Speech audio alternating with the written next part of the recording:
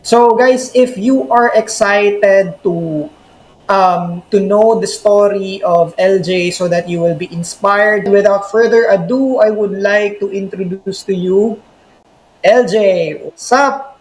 Hello po. Hello sa lahat. Hey. Nung una, nanonood lang ako ng mga interviews mo. Pero Oh, ngayon, hindi ko akalain na darating ako sa point na to. So, yeah, honestly, kinakabahan ako kasi alam mo na, nasabi ko na, like, ngayon ko lang nagawa to. Like, ngayon lang ako naka-experience ng ganito. before I ask you the first question, bro, let's have a quick advertisement pala because I want to promote the 5-day landing page building challenge. So, quick break. Percent of online business owners right now are using landing page over website. The reason being is pinapares nila ito dun sa pag-advertise online, just like sa Facebook ads, TikTok ads, or even YouTube ads kasi mas effective ito. And then at the same time, ginagamit kasi nila yung landing page para ma-build nila yung email list nila para makapag-follow up sila sa potential customers nila or even sa mga clients nila. Now, why am I sharing this with you? Well, I'm just here to tell you na huge demand ang skill na to, yung being a landing page designer. And I'm also a landing page designer. Now, if you are an aspiring freelancer or maybe you are a general VA na pagod na sa dami ng ginagawa mo, wala kang specialization, or even a copywriter na gusto mong mag-upsell tapos wala ka pang napipiling skill, you might want to check out in becoming a landing page designer. And good news, meron akong free 5-day landing page building challenge. And again, it's just free. I just want you to cover 249 pesos for your digital certificate para mapakita mo sa mga potential clients mo na you are a certified landing page designer. So if you're up for the challenge, just click the link below. See you on the training. So, ayun bro, thank you for that quick break. So, first question ko bro. Eto na, first question. Bro, before you started becoming a freelancer, ano yung background mo? Like, normal lang akong tao eh. Normal lang ako ng taong bayang Pilipino. Estudyante ako. So, sa family ko, yung profession ng father ko, sa mga nakakaalam, i-share ko lang, is yung profession ng father ko is evangelical minister siya. And yung mama ko is housewife. Tatlo kami magkakapatid. Ako lang yung nag-iisang lalaki sa pamilya namin. So, ayun. Yung background ko is, high school graduate ako. I did a 1 year in Bachelor Science of Criminology. So, una yung tinapos ko, 1 year muna. Tinapos, pero hindi ako nag-drop out. Tinapos ko, graduate ako sa ROTC. Yeah.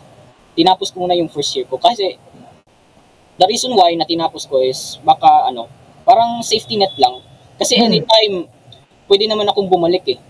Mag-enroll ako for second year. Yun nga lang, yung mga kaklase ko, sila yung magiging senior ko. Ako yung junior nila.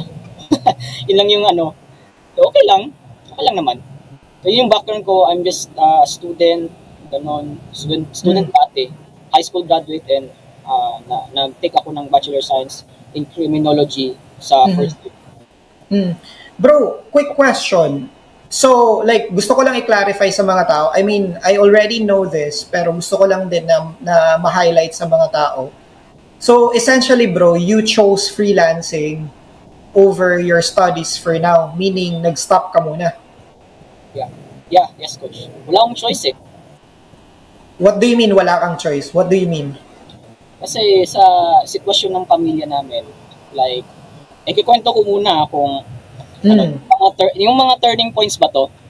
Oh, yes. Yung turning points. Okay. So, nagsimula ako ng freelancing, ng idea. Kasi, in a weird way, nag-start yung idea of personal development. I have come up with personal development nung first breakup. So, ayun. Oh. Pero hindi ko ikakwento yun. So, I'm gonna discuss, sa yung pinaka-turning point. Kasi right before, graduate ako ng high school. Okay. 1 month before ako mag-graduate ng high school, pumanaw yung papa ko. Okay. Oh, shit. He was a dialysis patient for 2 years. Kasi galing kami sa Cebu noon eh. He was an evangelical minister and nag-retired siya.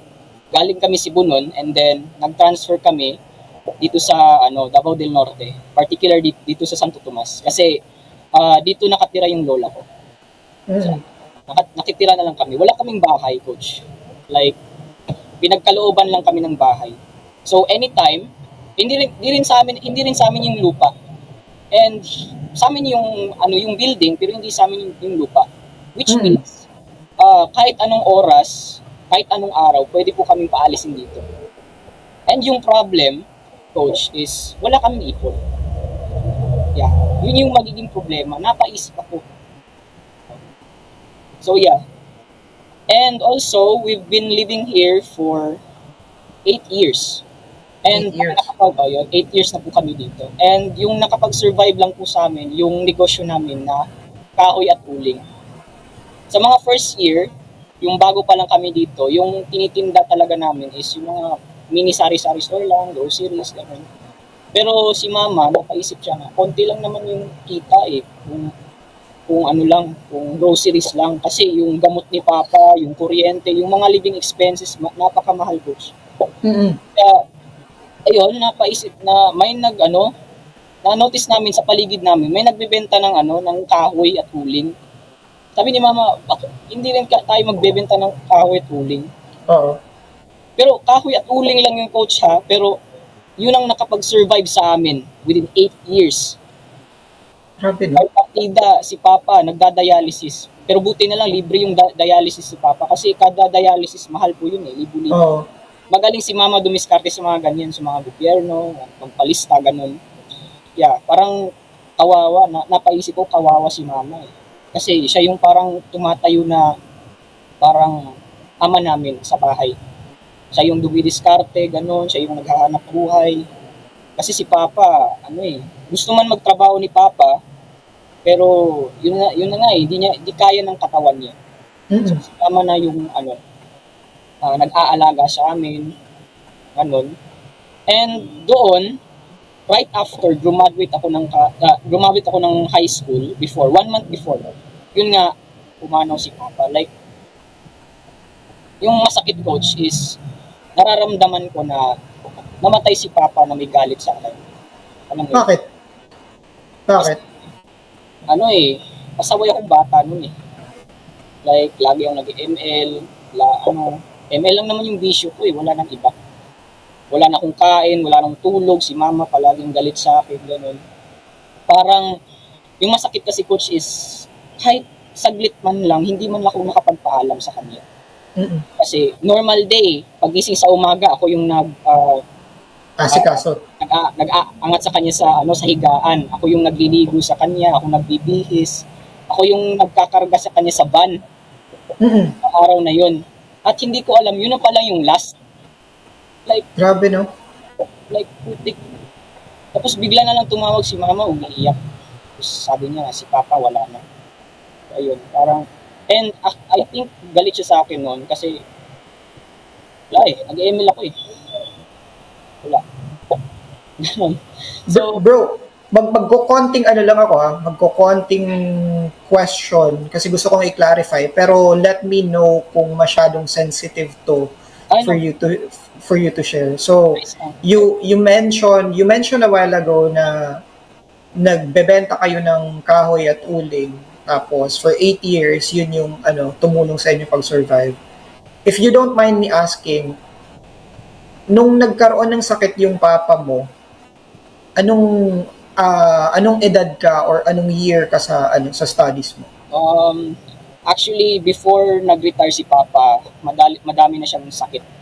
Like high blood, hypertension. Tapos yung pinakahuling sakit niya talaga yung which is yung pinakamatindi is yung kidney disease. Oo. Mga anong edad ka doon? Mga 16 to 18. Grabe. Yeah.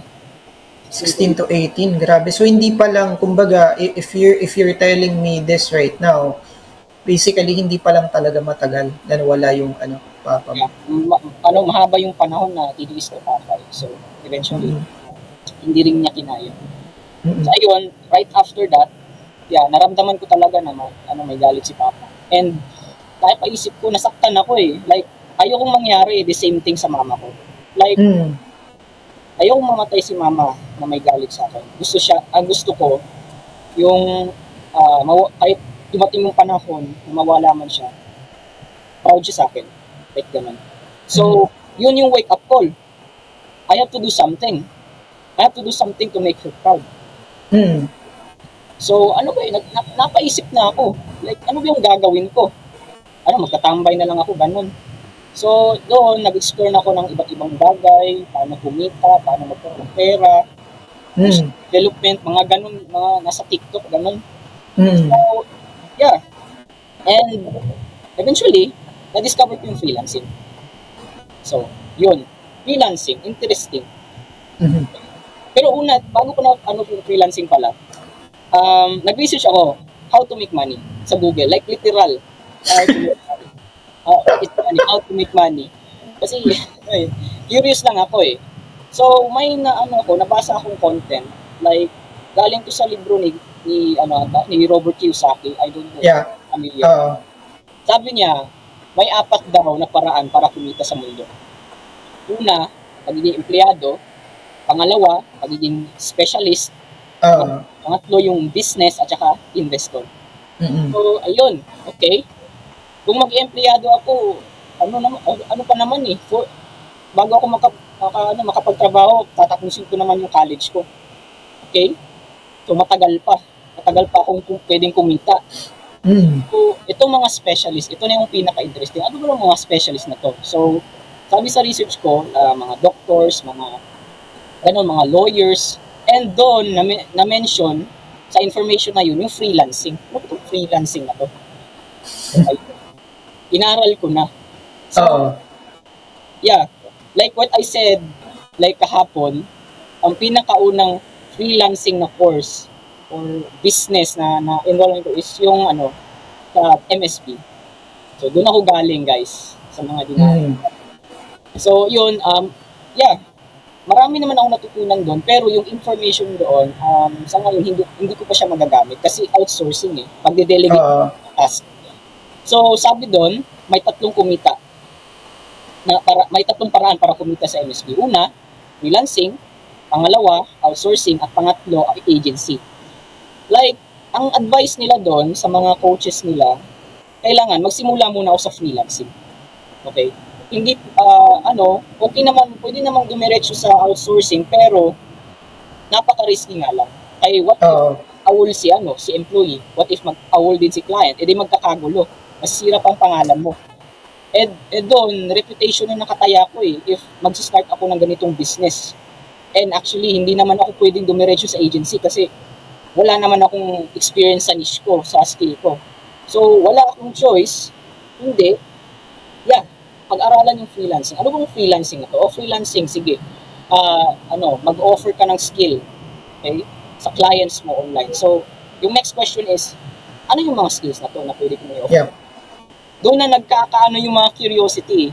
Kasi whenever I'm curious, coach, naghanap talaga ako ng sagot. Yung ko eh. Hindi ako mapakali. Ano ba yung mga skills na to? So, video editing daw, graphic design, like web design, Facebook ads. So, okay. What if i-explore ko lahat? Okay, what if i-explore ko lahat? Ayun, actually, hindi lang MSP. Marami pa akong course na in-enrollan. Yung pangalawa is General VA, nag-enroll ako. Ito is social media management, social media marketing, copywriting, video editing, graphic designing. Yun. And then, eventually, napunta ako sa ads ni coach, which is yung landing page design. So, marami din akong pinagdaanan bago ako nakarating dito sa community na to. Okay. So, sige. Question. Ito na yung question ko. Nag-enroll ka sa MSB, yung kay Franklin Miano. You learned a lot. Okay, you learned a lot. You know how to run the business and then you chose freelancing, which is good kasi doon talaga dapat mag-start. Mag-outsource before you become an agency. Then, mas naging curious ka. Nag-enroll ka ng maraming skills. Nag-Gen VA ka, nag-social media management ka, and then social media marketing, graphic design, video editing, tapos landing page design. Ang question ko sa'yo ngayon is, bakit hindi mo napili yung general VA? Bakit wala dun sa mga skills na yun? Bakit landing page? Hindi kaya eh. What do you mean? Kindly expand for the people to for the audience to understand. Yung general VA, syempre admin task eh. Hindi lang admin task, marami pang iba. So, naramdaman ko na, masakit ito sa ulo. Parang ayaw ko nito, hindi ko naman passion to. Kasi you handle customer service. Ikaw yung magsiset ng appointment, ikaw yung mag-host sa mga meeting, ganun. It's not something, pwede ko na subukan, pero it's not something that I want to do. Okay? Actually, yung pinakaunang nag-interest sa akin na skill is video editing. Tapos na lang, gaya ng sinabi ko, hindi kaya ng computer ko. Yung setup ko dati, pang pang Microsoft Word lang eh. Yun yung problema. Pati yung graphic design, hindi naman ako masyadong creative. Okay? Yung copywriting, ito yung pinaka-interesting, copywriting. Okay. Copywriting. Hindi rin eh. Mafe-feel mo talaga na hindi para sa'yo eh. Gusto mo. Pero, once na nakita ko yung landing page, ito. Kaya to ng computer ko, kaya to ng utak ko, subukan natin. Yun yung subukan natin. Which is, tinry ko naman, nakabila ko ng 249 course na. Which is, pagkatapos ko ng challenge niya, na-feel ko talaga na, dali lang pala ng pag-set up ng basic landing page. So ayun, naging mas curious ako if in demand ba to, okay, madali ba to, ano ba tong mga mapasok yung mga questions. So ayun, landing page yung nag-interest sa akin. May konting question ako pero pwede bang mamaya na lang sasagutin, pero pwede din ngayon, kahit konting teaser lang, yes or no lang yung sagot Nagkapera ka ba dahil sa landing page? Yes or no? Yes. Okay, sige. Goods. So, okay. Nakapili ka na ng skill. Alam mo yung gusto mo. Gusto mong maging freelancer. You go all in sa freelancing kasi gusto mong maging proud yung mama mo sa'yo. And napili mo na yung landing page design. And guys, nagkaroon siya ng pera dahil sa landing page design. Just a quick teaser. Ang next question ko ngayon sa'yo is, ano yung pinaka-challenge mo sa freelancing journey mo, bro? But of course, before you answer that question, kasi gusto kong makapag-isip ka pa, before you answer that question, let's have a quick break. Matuto paano gumawa ng isang high converting landing page na pwede mong idagdag sa freelance service mo. Now, even if you are a copywriter, social media manager, a virtual assistant, or a graphic designer wanting to learn about web design, you might be hesitant in offering landing page design service kasi baka wala kang clue saan magsisimula, or baka naman dahil complicated yung tools and then hindi mo alam kung paano siya i-navigate, wala kang design background or programming background. You know what? I've been in your situation kasi nga, I came from a nursing background. Wala akong clue sa pagde-design, wala din akong clue sa programming, hindi ako marunong mag-code. But you know what? I was able to build a landing page. Kaya I want to show you how you can easily build a landing page in just 5 days. Introducing Building a Basic Lead Gen Landing Pages Challenge. And in just 5 days, you'll be able to learn how to build a functional landing page from opt-in page, pop-up, thank you page.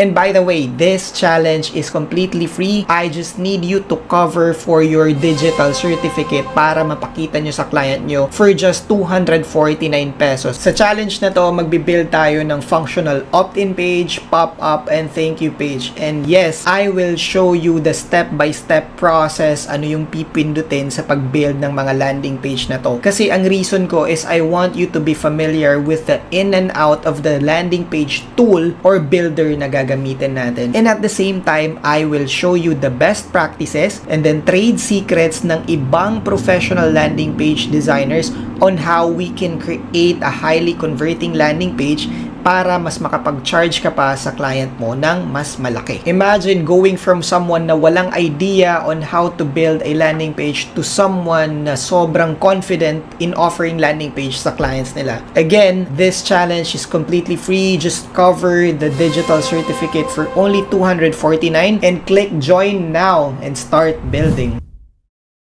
So, ayun bro, thank you so much for that quick break. Yun nga, yung tanong ko sa'yo, sa freelancing journey mo, you are now, ang story is, you are now ready to offer landing page design kasi mas naging curious ka sa landing page design. Pero ang question dito, kasi hindi naman smooth sailing yung mga bagay-bagay eh. Ano yung pinaka-challenge mo sa freelancing journey mo? Right now, maybe, it's lead generation, client retention. Yeah, mostly lead generation, client retention, at yung pinaka-worst is communication skill. Communication skill. Yung pinaka weak point. Oo. Sa tuwing magdi-discovery call ako, parang nanginginig ako eh. Like, natutulala. Kinakabahan ako. Pero I did something to counter those. So nag-enroll ako sa ibang community to counter that. Kasi branding yung parang magsusolve doon. Kasi actually coach, i-share ko lang yung may natutunan ako sa sinabi ni Ali Abdal. Si Ali Abdal. Yes.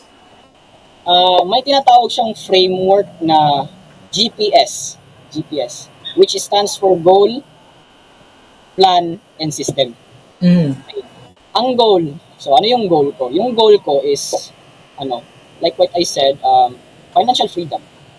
Pero yung tanong is, like kahit yung mga ibang tao, kahit may millions of pesos in the bank, like parang hindi naman sila masaya. May nagsasabi ng ganun. Pero paano ba? Is it talaga yung financial freedom? Is it an achievement or a feeling? Yung tanong ni Ali Abdal, yung nagpaano sa akin is, how much money, would you earn every month to be financially free? Okay, ano nga ba? So napaisip ako, siguro 2K a month. So yun yung goal ko, 2K a month. Bakit 2K a month? Bakit 2K months? Kung kumita ko ng $2K a month, ma-feel ko na financially free ako. Kasi kinumpute ko na to eh.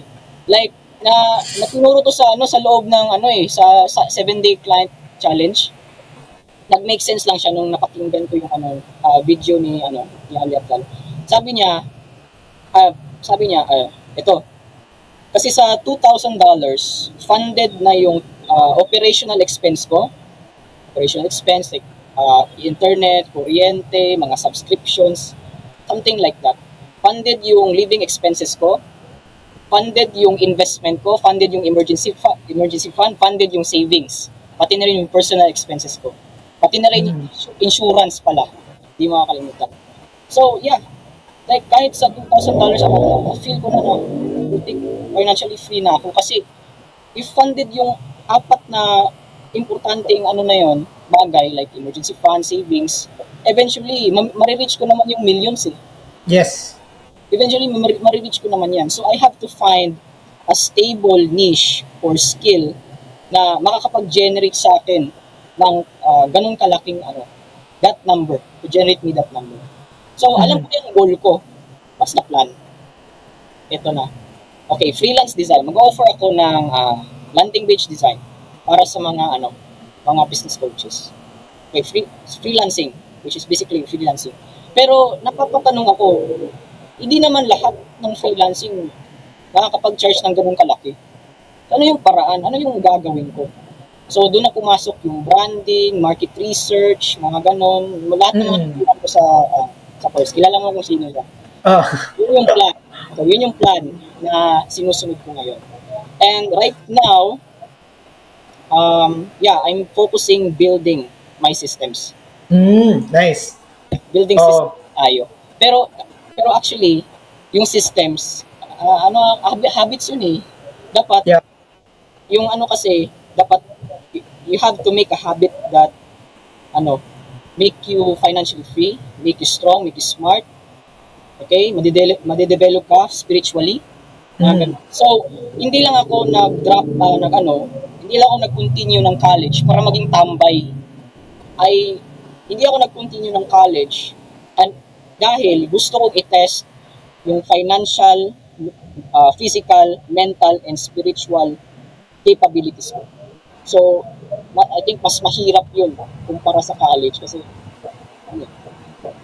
hindi lang freelancing na I'm building habits din that will benefit me mentally and physically. Pati na rin Yeah.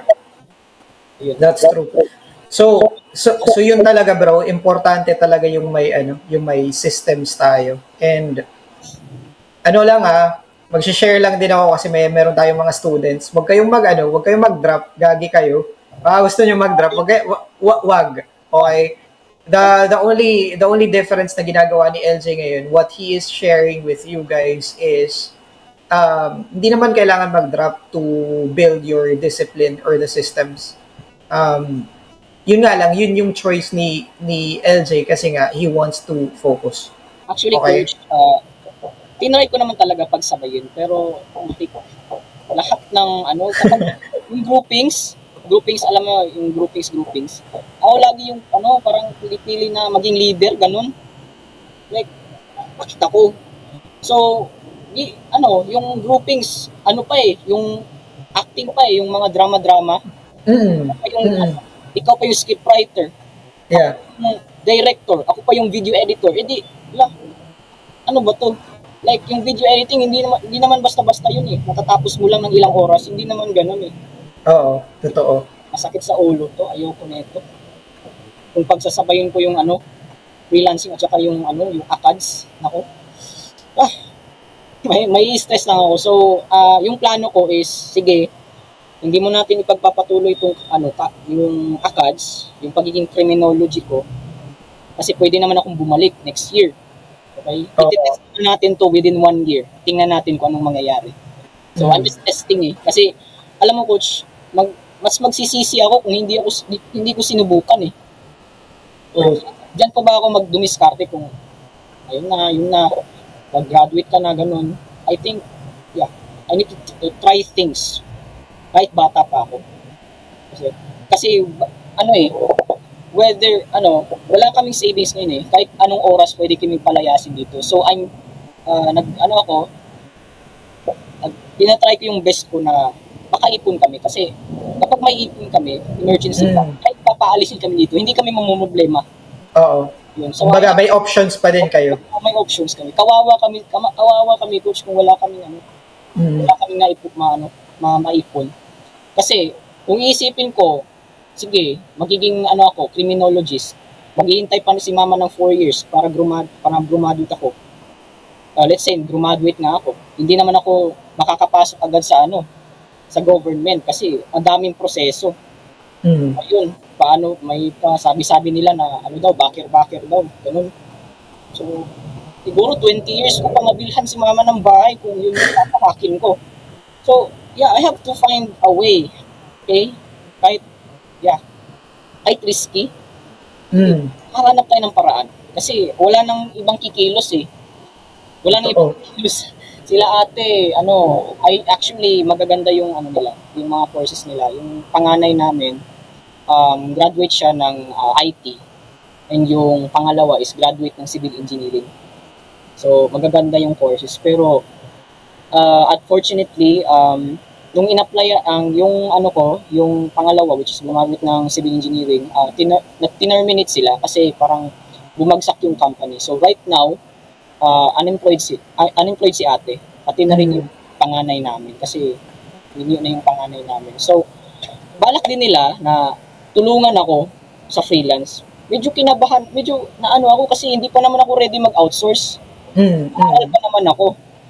So, yun, na-pressure ako. So, wala nang ibang kikilos sa pamilya to. Ako na lang. Okay. So bro, ngayon bro na 'di ba, you mentioned na parang ang goal is magkaroon kayo ng option kasi mahirap yung papalayasin kayo or ano. And then at the same time, yung isa mong kapatid unemployed ngayon and then she's willing to help you out. And definitely one of the challenge that you would encounter kasi 'di ba when you're building your brand and then also your systems, hindi naman yan na parang one day built kaagad, 'di ba? It takes a lot of it takes time. Takes a lot of time. Minimum nga 6 months. Ang question ko dito, bro, is so basically, bro, you know that one of the immediate problem na kailangan mong isolve is maghanap ng client, 'di ba? Yeah. How were you able to get your first, client? What did you do? So basically, yung tinuro sa amin is unang-una, i-establish mo yung brand mo. You need to be perceived as high value. Kasi you are perceived as low value, hindi ka papansinin ni client. So ano yung paraan para ma-perceive ka as high value freelancer or a premium freelancer? So ang sagot is you have to establish your own brand, which is may logo ka, may branding colors ka, may sarili kang design style, ganun. Hindi lang ganun. May market research pa. Dapat i-identify mo yung tatlong niches, yung tatlong klaseng niches. You have to identify your niche. Isa lang. Okay? Yung isa is target audience. Yung isa is problem. Yung isa is solution. Okay? I'm targeting business coaches. Yung problem nila is low conversion and I want to give a minimum viable solution through high converting landing page design. So, ayun.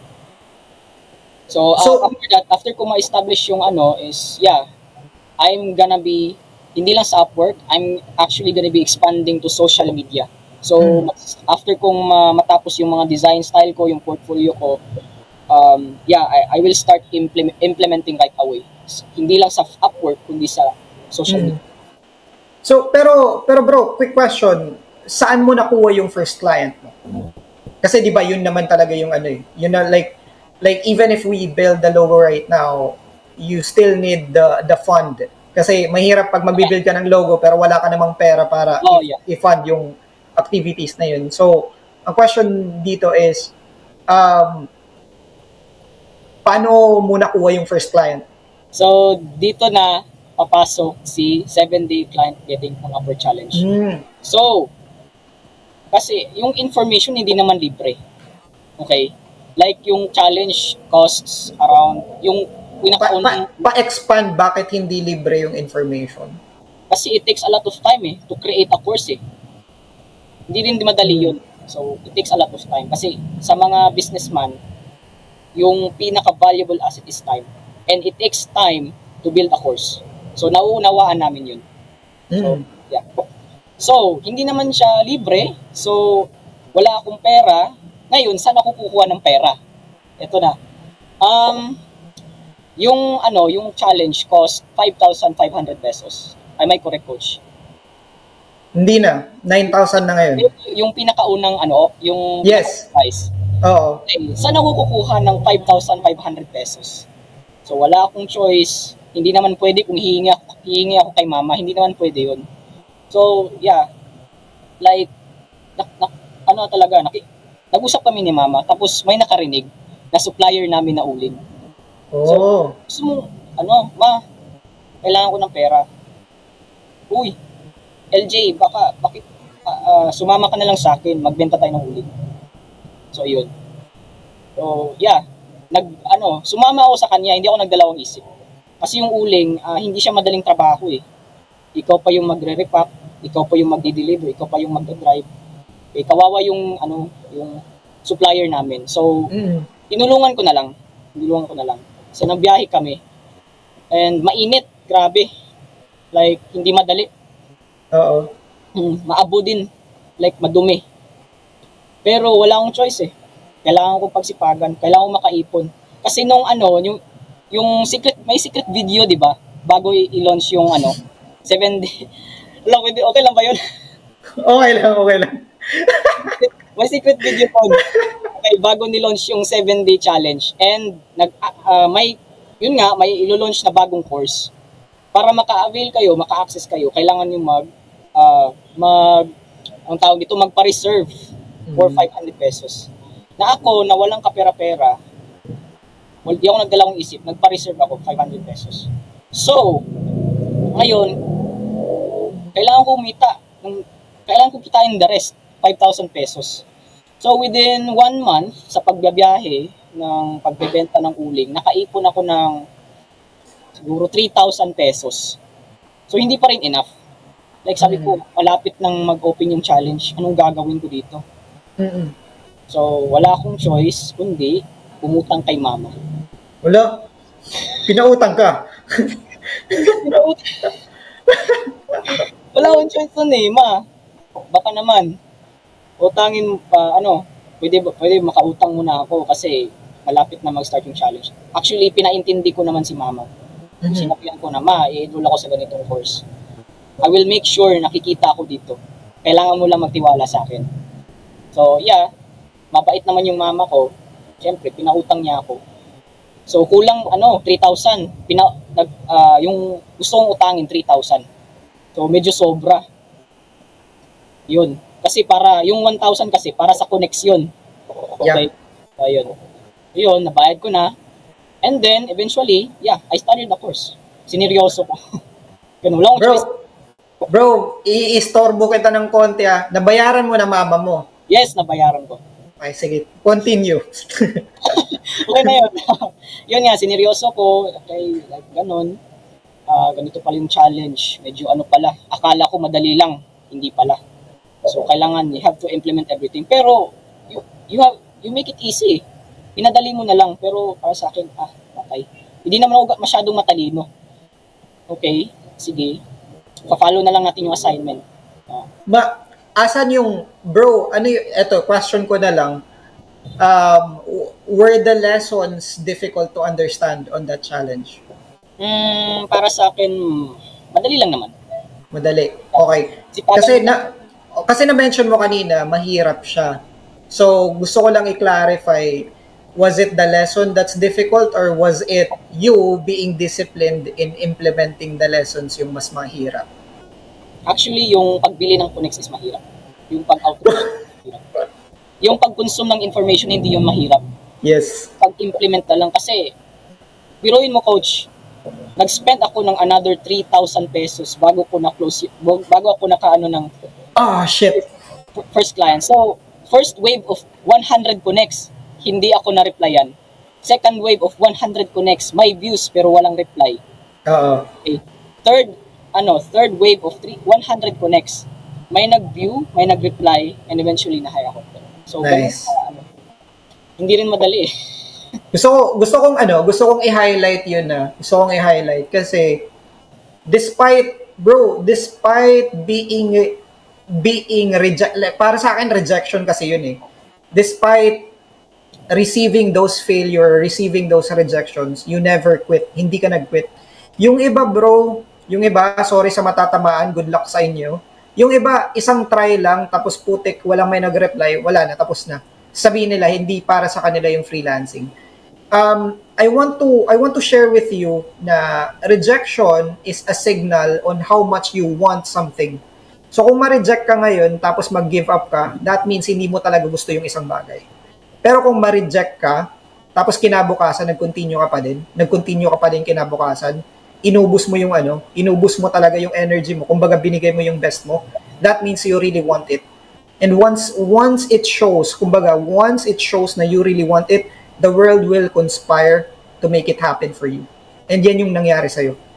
Kasi hindi ka nag-give up Yung ibang tao, isang try lang, tapos na.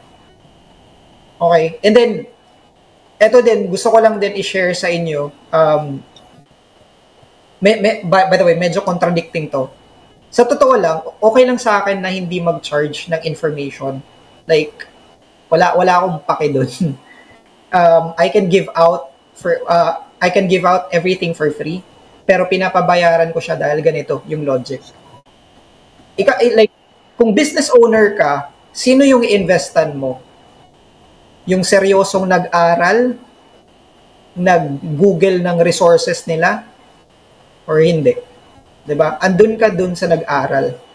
Kaya nga, like guys, ito pa yung ma-share ko sa inyo. most of the business owners would respect self-taught designers. Kasi once we say self-taught, sila yung mga passionate, sila yung mga interested to learn things. Sila yung nag-invest ng pera para matutunan yung isang bagay. And it shows passion. Kaya gusto nila ng passionate sa sa business nila. So, that's the reason why courses exist. That's the reason why there is a fee. Because it is like your ticket para ipakita dun sa clients nyo na you are passionate. So, ayun lang bro, gusto kong magbigay ng kudos sa'yo dahil yun nga, despite putik, kala ko talaga like di ba nag-email ka sa akin tapos nagre-reply ako, parang sabi ko, uy, i-celebrate mo win mo kasi may view sa'yo. O i-celebrate mo yung win mo kasi may reply sa'yo. Tapos, sinabi mo ngayon, nag-spend ka pa ng 3,000 para another connects. Oh. So, it really shows, bro, na ganun ka ka-interesado. You really wanted it. Now, ngayon, bro, na may nag-reply sa'yo, ano yung pinagawa sa'yo? Actually, it's just Figma lang. Yung lahat ng kinita ko sa Upwork, yung ginamit ko na Figma lang yun. Hindi pa kasali develop. Oh. Design lang yun. Figma lang yun. Juicy. Ano ba kaya kung marunong ako mag-development? Edi doble. So, ngayon, right now, nag-aaral ako ng development, CSS, HTML, mga ganun.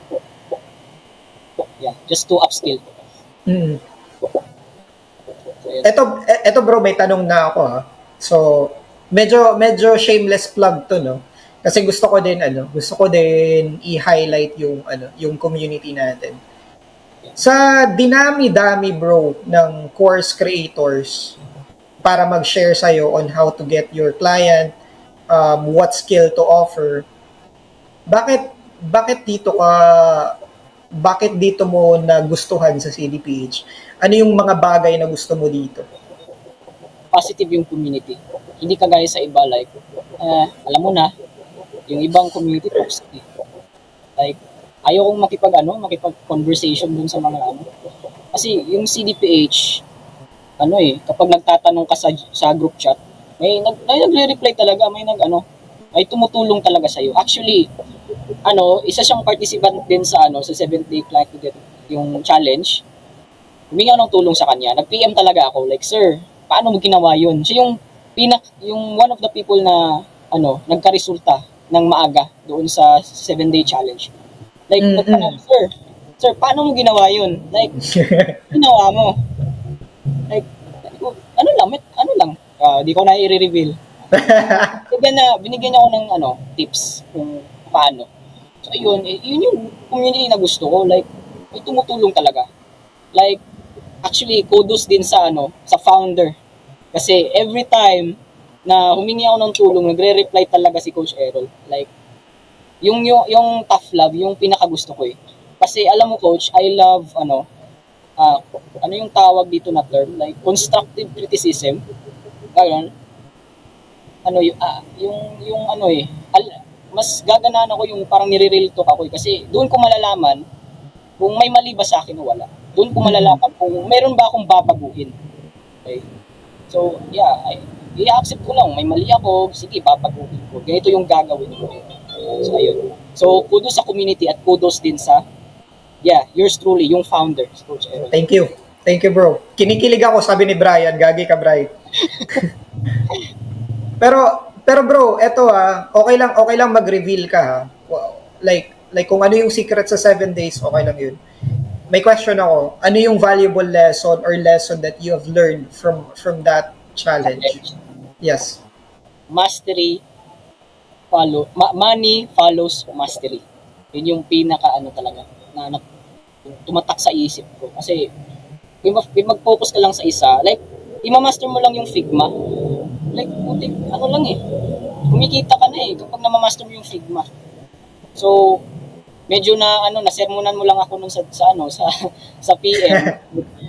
Bro, bakit ganun? Parang nagiging generalist ka na instead of specialist. Yun, just master one thing and you are good to go. Okay. 'Di ba? 'Di ba? Like yung sabi ko din sa secret training, you don't have to know a lot of things. You just have to know one offer, one channel, one process. 'Di ba totoo? Yeah. Kasi So, nakakapagod din kapag marami kang inaasikaso. yes. Madidrain ka lang instead of magiging productive ka, madidrain ka lang. Oo. Totoo. Meron isang quote na tumatak sa akin in the past, and yung quote na yun is sabi, he who chases two rabbits catches none. Kasi 'di ba sobrang sobrang bilis ng mga rabbit. Tapos try mong habulin yung dalawa. Paano kung mag-ibang direction? Wala kang mahabol dun. So, naniniwala talaga ako na if you follow one process, one skill, one channel, magkaka-result ka talaga. And sa kahit anong, like bro, sa kahit anong bagay, I've implemented it in my life. Like, say for example, pwede akong gumawa ng ibang business, pero bakit dito sa CDPH? Diba? Bakit landing page pa din hanggang ngayon? Because I want to embody it as well. So, next question ko bro, okay, eto na. Gusto kong ma-inspire yung mga tao. Hindi mo naman kailangan mag-brag, pero sige, magbra-brag tayo. Siyempre may result ka na, di ba? Sabi mo kanina may pera ka eh. May pera ka, nagka-pera ka dahil sa landing page Pero, design. lahat ng kinita ko, pabalik lahat sa freelancing eh. Okay lang yan bro. I swear. Ang importante bro, umiikot. Di ba? Oh. Ang importante na papaikot mo. Oh, wala. Pero bro, ano yung naipundar mo so far? Naipundar ko so far is yung bagong PC ko. Wow. So, napa-upgrade ko na. Hindi na siya pang Microsoft Word. Okay? Ano nang na-open na up ngayon? Ano na? Figma. Pero next upgrade is Adobe Photoshop. Kakayanin yung Adobe Photoshop. Kasi right now, hindi pa tapos yung upgrade. Yeah. So, kailangan ko pang mag-generate ng more income to do that. So, marami pa akong pwedeng ipundar. Like, actually, hindi ko gusto yung room na to. Kasi mainit. Mainit dito. Like, hindi ako makakapagtrabaho ng umaga, tanghali, kasi, grabe. Napakainit. And then, yung aircon namin, napakaluma na. So, hindi na siya parang, hindi niya kinakaya yung init eh. Like, ganun. So, marami akong pwedeng baguhin. Yung ano ko lang talaga is, gagalingan ko na lang para mas mapabilis yung makuha yung mga yun. Grabe, no? From a computer na Microsoft Word yung na-open, tapos ngayon, a design tool na laking bagay na yun, bro. Diba? Malaking bagay na yun. From someone na walang resource, nag-ipon, na ngayon can consistently get, client, and then at the same time, get income or create income. Actually, para sa atin, magic yun eh. Kasi, di ba, yung kinalakihan ng mga tao or yung mga Pilipino is that yung OFW, yung magtrabaho abroad. Pero tayo yung bagong OFW, mga online Filipino workers. Pero isipin mo yun, yung kailangan na lang natin ngayon, computer, diba? So, sobrang amazing, bro. Ikaw ba, bro, like, hindi ka ba na-amaze sa progress mo considering that you have just joined the 7-day client getting on Upwork challenge last February? June pa lang ngayon. Pero nakapag-upgrade ka na ng PC mo. Tapos, andyan pa rin yung client. Yeah. Tapos, yung skill na yan, andyan pa rin para makakuha ka ng iba't ibang client to build your system. Hindi ka ba na-amaze sa progress mo? Actually, hindi ko akalain na ma-reach ko ganitong yung stage na to. So, yeah, wala akong choice, gagalingan ko lang talaga. So, nandito na ako eh. May time pa ba ako to look back? Siyempre, forward tayo. Amaze ako. So, wala akong ganitong, dati pinangarap ko lang ganitong setup, pero ngayon, nakukuha ko na. Pwede ko na siyang, I have the capability para mag-upgrade. Pero bro, nagpapasalamat ka ba na landing page yung napili mo? Yeah, absolutely. Kasi, landing page, yun lang yung kaya ng computer ko noon eh. And actually, bata pa lang ako, I'm already, exposed sa mga computer shops, ganun. Adik din ako sa lagi akong pumupunta sa mga computer shop, mga com shop, para maglaro. Oo. So, yeah, familiar na sa akin yung mga functionalities, ano. So, madali na lang i-learn yung landing page design. And actually interesting din yung landing page design kasi hindi siya parang complicated kagaya ng graphic design kasi kapag graphic designer ka dapat lagi creative juice eh. What if hindi ako ganun ka-creative eh. Dito lang ako sa mga layout, mga ganun. So, nakakaya din ang utak ko. Alright. Quick question, bro. Okay. Yes or no yung sagot, ha? Kailangan ba ng sobrang mamahaling computer para maging landing page designer? Yes or no? No. Kinaya ko nga yun eh. Pang yung setup ko, pang Microsoft Word, na-open pa naman yung Figma. So, hindi kailangan. Okay, eto. Next. Kailangan ba sobrang galing mo mag-code or kailangan marunong kang mag-HTML bago ka makapaggawa ng landing page? If ang i-offer mo lang is design lang, yeah, there's no need to learn HTML and CSS. Pero mas malaki yung earning potential mo if you know how to code. Okay, if you know how to develop it in mga landing page builders. So yes, kikita ka kahit design lang muna, like Figma, Wireframe, Mockups, ganun. Eto, bro, sa tingin mo, beginner friendly ba kumbaga technical ba? Para sa mga technical lang ba yung landing page or pwede din sa mga non-techie? Alam mo coach, yung una kong pag-open sa Figma, like putik, ano bang gagawin ko dito? Malilito ako eh. Kasi yung nakakalayan kong gamitin, mga Microsoft Word lang eh. So pag-open ko sa Figma, ano pipindutin ko dito? Yun. Parang nalilito ako, kahit ano na yung napipindot ko. Pero, hindi naman ako masyadong matalino. Masipag lang talaga kung umalam. So, ang ginawa ko, nag-watch ako ng tutorial sa YouTube kung paano mag-navigate sa Figma and stuff. Ganun. Sipagan nyo lang pag alam. Hindi naman kailangan masyadong matalino, like tech savvy. Sipagan nyo lang umalam.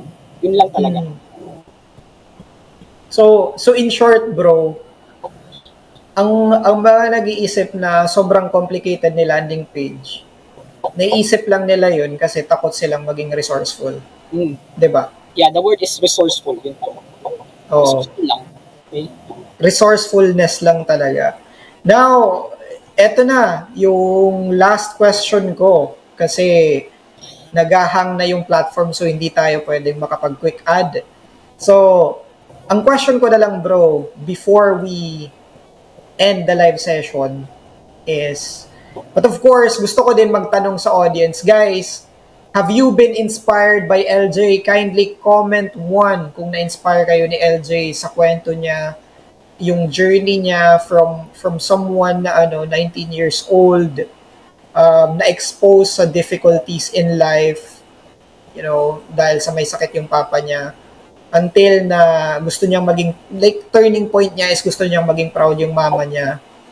And then at the same time, he decided to pursue freelancing, naging landing page designer, nakakuha ng client, nagbe-build na kayo ng system niya, and then na-upgrade na yung computer. Sobrang dami ng pinagdaanan mo, bro, pero putik, nakaka-inspire. For me personally, nakaka-inspire.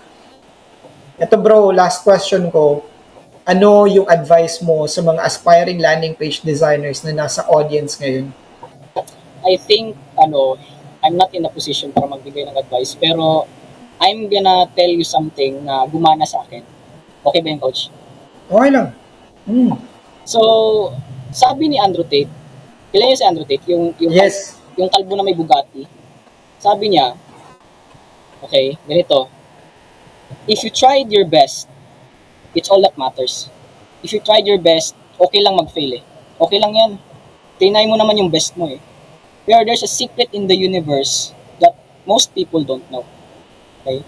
If you actually tried your best, okay, hindi ka nagsisinungaling, hindi ka nagpapanggap, talagang ginusto mo, you can't lose. Hindi ka matatalo. Like, yeah, the universe is super giving to those who genuinely tries. So, yun yung quote ni Top G. naging skeptical pa rin ako kasi hindi ako naniniwala. Mapagbigay ba talaga yung universe? Yes. Nag-make sense lang sa coach nung nakinig ako sa pagsamba. I think before during the yung pag-learn ko sa 7-day challenge. Okay, dumating ako sa pagsamba. Nakinig ako kasi iba tayo pagsamba, nakikinig talaga ako Nagtutok yung mata ko sa nagtuturo. May naalala ako isang talata. It's Bible. Okay. As far as I can remember, yung talata is Matthew chapter 7 verse 7 to 8. So, ganito yung nakasulat. Ita-translate ko na lang sa Tagalog para mas maiintindihan. Sabi dito, humingi kayo at kayo bibigyan. Humanap kayo at kayo makakatagpo. Kumatok kayo at kayo pagbubuksan. Kasi sapagkat ang bawat humihingi ay natatanggap, ang bawat humahanap ay nakakatagpo, at ang bawat kumakatok ay pagbubuksan. Kung mapapansin niyo ang talata, coach, if gusto mo yung isang bagay, dapat kailangan may gagawin ka. Hindi pwedeng wala. Yes. Okay? Sabi nga humingi kayo at kayo pagbibigyan. Like what I did. Coach, I will hire you as my mentor. Bigyan mo ako ng knowledge na kailangan ko.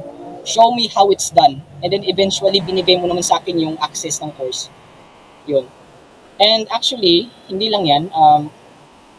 During bago yung challenge, like after ko mag-invest, okay, nag-reserve ako ng 500 pesos para lang ma-save yung slot ko.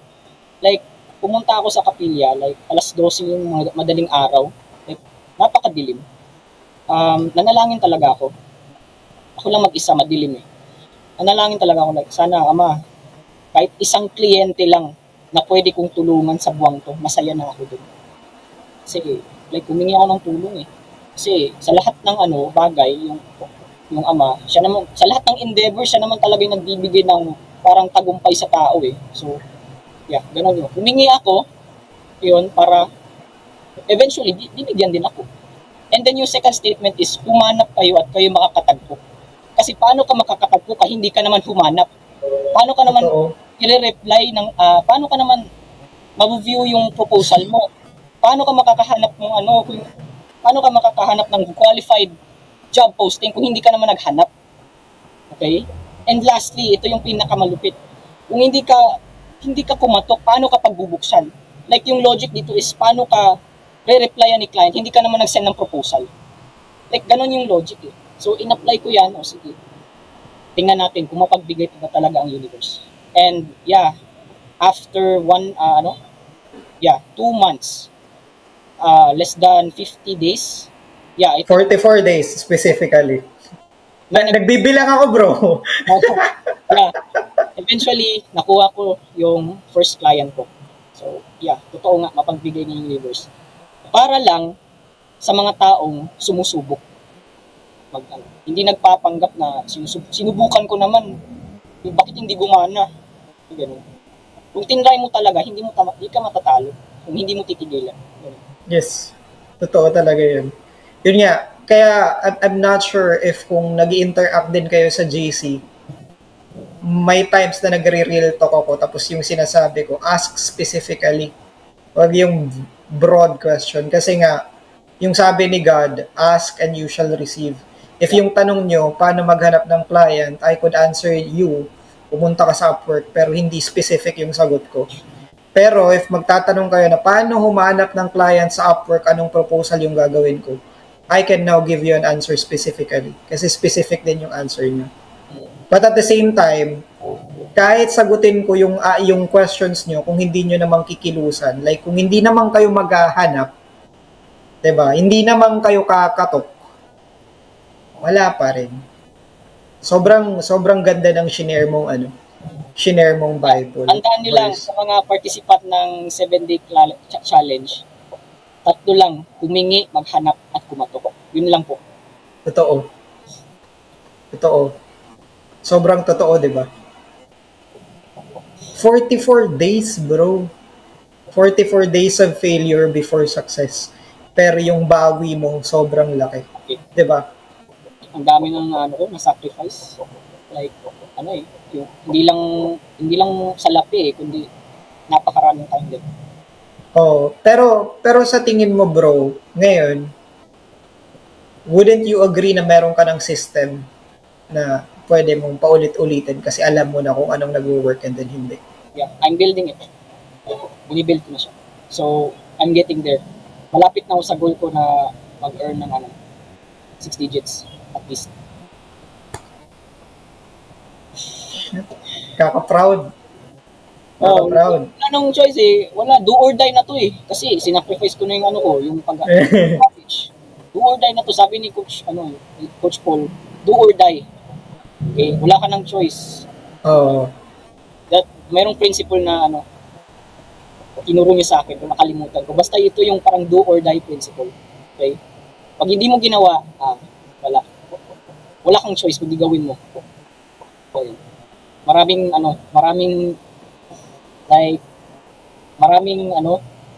things that will go wrong if hindi mo sineryoso. So, dapat talaga.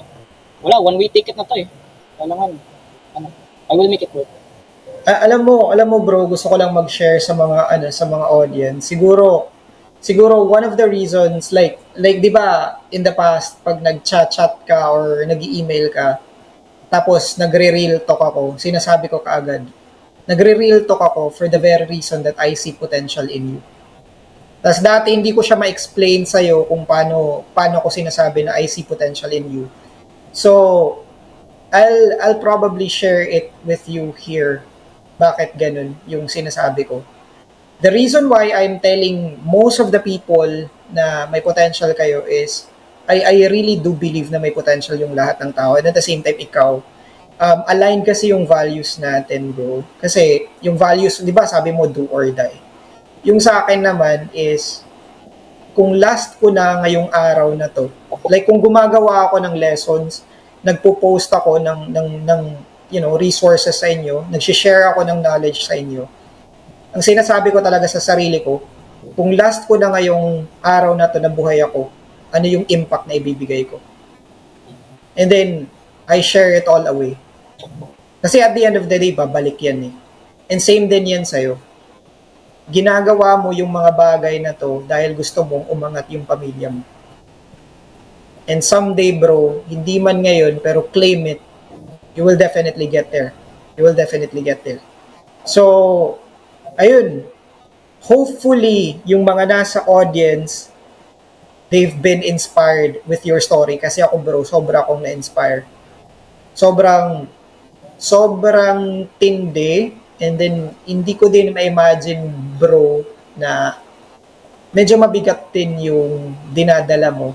Kasi, one of the difficult challenge na may encounter natin as children ng parents natin is to make them proud. Yun. Pero that's also one of the privilege na pwede nating mabigay sa kanila is to do a lot of things to make them proud. So challenge siya and at the same time privilege. So sa inyo na nasa audience ngayon na medyo doubtful pa din sa landing page design, sa mga bata pa ngayon who wants to make their parents proud, make your mama proud, MYMP, make your father proud. Guys, you still have time. Do it. Gayahin nyo si LJ. Kayong tatamad-tamad, do or die. Diba? Ayun lang guys, I hope you have had a wonderful night with us. Number one, thank you so much for sharing your valuable time with us. And bro LJ, thank you so much for being here. Thank you for inspiring me. Thank you for sharing your story. And thank you for inspiring other people. Kasi, ang reason lang naman bakit natin ginagawa tong Road to CEO is for us to be an instrument para ma-highlight yung story nyo, para makapag-inspire kayo sa ibang tao. Because once people are inspired, they will also act. Magte-take action sila. Kasi, ito yung logic ko guys. Kaya binabalik natin yung Road to CEO. Kung exposed kayo sa 5 tao na may sipon, most probably after 5 days, may sipon na kayo. Pero kung exposed kayo sa mga tao na sobrang taas ng energy, sobrang motivated to succeed in life, magsasucceed din kayo. So in short guys, hindi lang sipon or sakit yung nakakahawa din yung energy. So hopefully you guys have been inspired, nabusog kayo sa story ni LJ, kasi sa next and sa mga upcoming guests, gusto ko din na mas ma-inspire pa kayo para mas maging high level energy tayo lahat dito sa CDPH. So yun lang, continue yung mantra natin, rising by lifting others. And that's it for this live session. Thank you so much guys. And that ends our live. See you in the next live session. Bye guys. Bye.